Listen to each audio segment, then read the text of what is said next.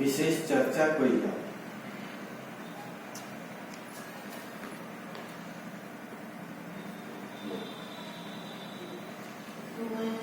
भोजपुरिया भाई बहन बिहारी तमाम बिहारी जनता जनार्दन के हम राष्ट्रीय अध्यक्ष कविंदर कुमार राय की तरफ से हार्दिक अभिनंदन और सादर प्रणाम और आदाब करते हैं। आज हमने के बीच भोजपुरी बिहार के संपादक मौजूद बानी, यहाँ कुछ जानने की चाहता नहीं और सबसे बड़ा खुशी की बात बा कि आज हमने के सामने शिक्षक दिवस में मौजूद बा। तो सबसे पहले हम शिक्षक दिवस के तमाम शिक्षक लोग के हार्दिक अभिनंदन और सादर बधाई देते।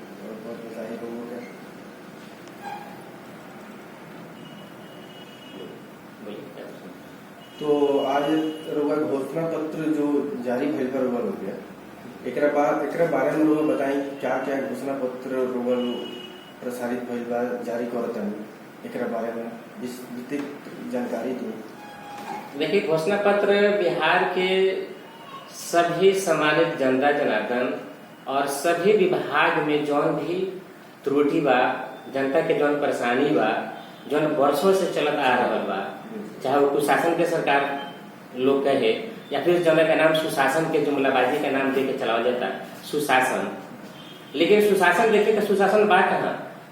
आज बिहार में जितना अपराध के दर बा, इस सबसे पूरे भारत में सबसे ज्यादा बा।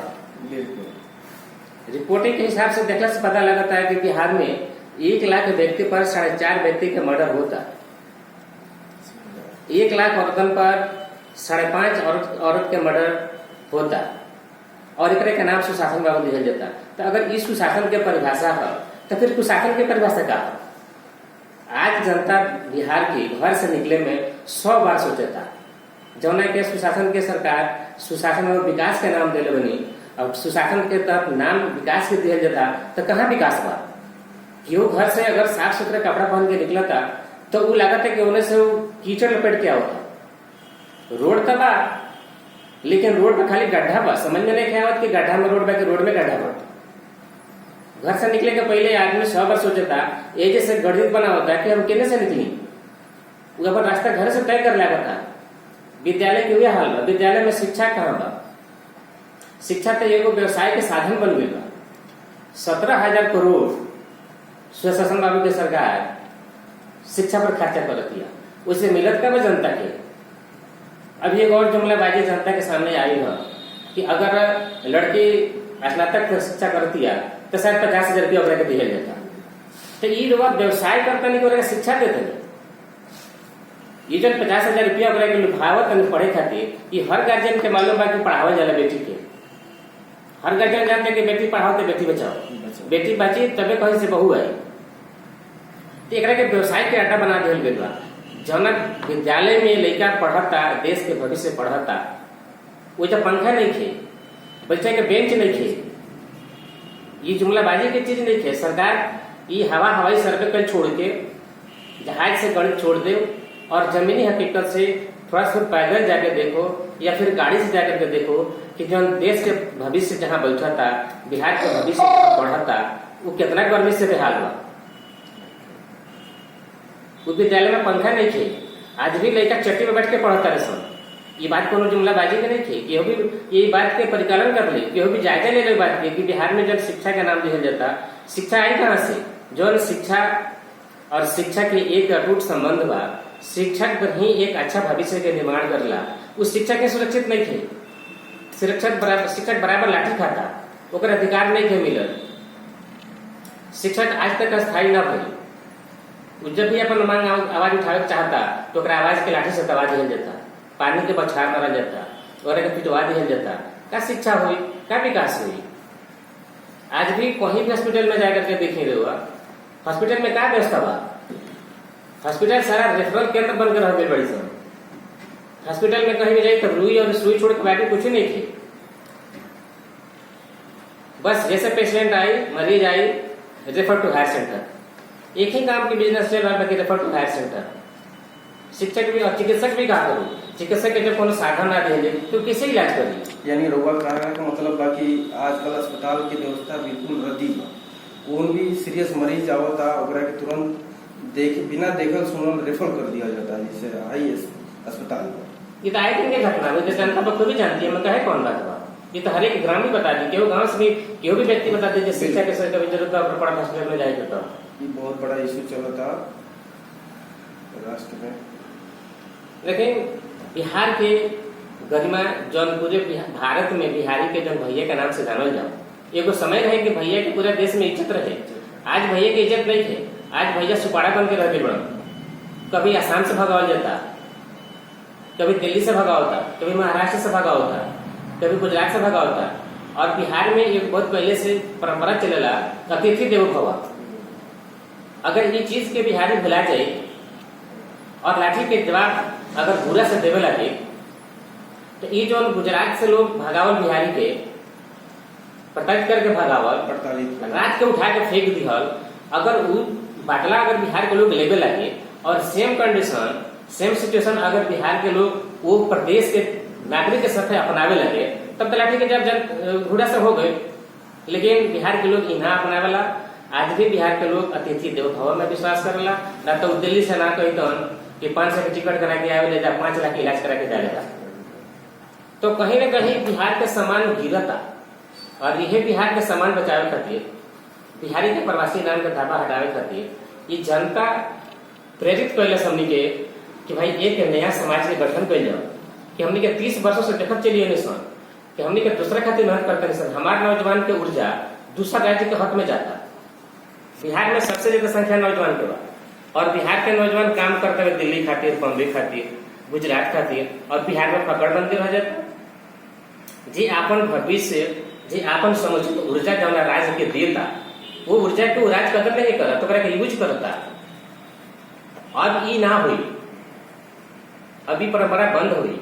ये पार्टी का मुख्य उद्देश्य बा कि नेपाल पानी रोको। बाढ़ से काफी गोपालगंज डिस्ट्रिक्ट के वो ऐसा डिस्ट्रिक्ट हो गए कि आज बाढ़ से त्राहिमाम, हर ग्रामीण क्षेत्र के लोग त्राहिमाम कैलस।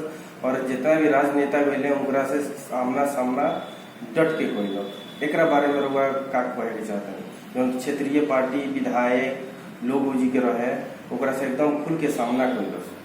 हालांकि रुआ लोग के भी काफी कैंपेन हो जी चलल, गरीबन के बहुत सहायता और राशन वगैरह के वितरण कल गई RSJP के तरफ से। एक बारे में ये सब की बाढ़ के बारे में भी कुछ बताओ। लेकिन बाढ़ के जो विभीषिका बा खाली गोपालगंज जिला खातिर नहीं की। इस वर्ष 17 को जिला हर साल लगभग 70-75 लाख जनता बाढ़ से त्राहिमाम कर लागता। बाढ़ जैसा कथा बन गई बा कि रातों रात आवता और कितना जिंदगी, कितना घर, कितना उद्योग धंधा लेके वो अपने आप में समा जाता। रातों रात आदमी अनाथ हो जाता। पता नहीं क्या चलत कि घर बाल बच्चा मनुष्य जंतु घर कहाँ गए। तो ये एगो व्यवसाय के अड्डा बन गया सरकार की तरफ से।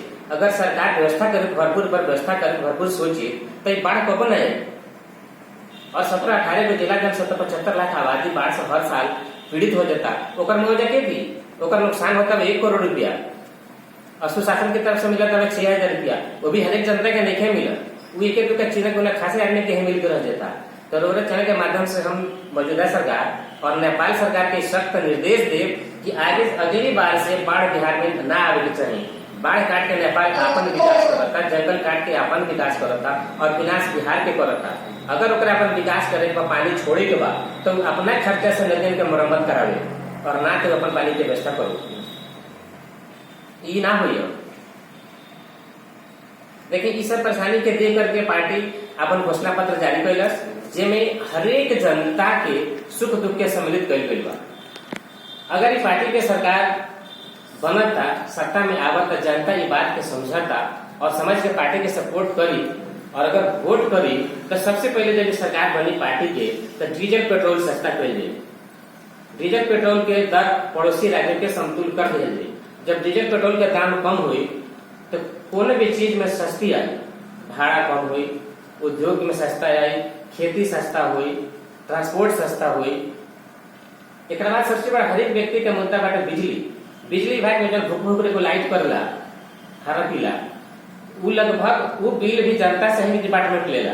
वो भुखभुकिया लाइट के 25-30 पैसा हर एक व्यक्ति से पर मंथ वसूलेला। बिजली विभाग के काम है कि बिजली नहीं देवे जनता के धमका के जनता दौड़त अपन दुख कर कहर विभाग में जब छोड़ देता, ओकरा बाद भी जनता विभाग नहीं जाकर और जनता से चक्रवृद्धि ब्याज, फिक्स चार्ज और वो भुकभुकिया तक भी पैसा लेता। अगर जनता सपोर्ट करती है, बात को समझती है और अभी पार्टी की सरकार बनता तो पार्टी सबसे पहले बिजली विभाग से फिक्स चार्ज हटाई, चक्र बिजली गैस सिस्टम कम हुई और बिजली 2 रुपया यूनिट सस्ता कर दी। एक बाद देखिए शिक्षा बिहार से एकदम समाप्त हो गई बा। बिहार पूर्ण रूप से पड़ोसी राज्य पर निर्भर हो गई बा, चाहे वो शिक्षा हो गए, चाहे चिकित्सा हो गए, चाहे उद्योग हो गए। बिहार के लेकर पढ़े चाहिए सब कोटा। अगर कोनो दूसरा राज्य के लेकर के एडमिशन बिहार में होता तो सरकार में सवाल पूछे कि तुम्हारा कैसे पढ़ रहा है। तो बिहार के लेकर पढ़े जाए कोटा, बिहार के लेकर पढ़े जाए दिल्ली, बिहार के लेकर पढ़े जाए मुंबई, तो बिहार में शिक्षा काहे के चला जाता, बंद कर दी ना। क्या जरूरत पड़ता पैसा खर्चा करेगा, रोज 16-17 हजार रुपया खर्चा करते नहीं, हमारे लड़का बाहर पढ़ी तो बंद कर दो सिस्टम के। बस डाटा बनाने बनी एमडीएम में अंडा दूध खिला करके, जो अंडा दूध में बाजार में पैसा खर्चा होता है, अगर उतना के चट्टी लेकर के बैठा कर छोड़ देकर बेंच दिया, पंखा दिया, बिजली की व्यवस्था हुई तो बिहार विकास करे। ठीक है, ज्यादा समय न लेते हुए तो जैसा आपने देखा कि इसी के साथ हम आरएसजेपी के राष्ट्रीय अध्यक्ष से रूबरू हुए और उनकी घोषणा पत्र के बारे में जाना। इसके साथ साथ हम इनसे विदाई लेते हैं। बहुत बहुत धन्यवाद।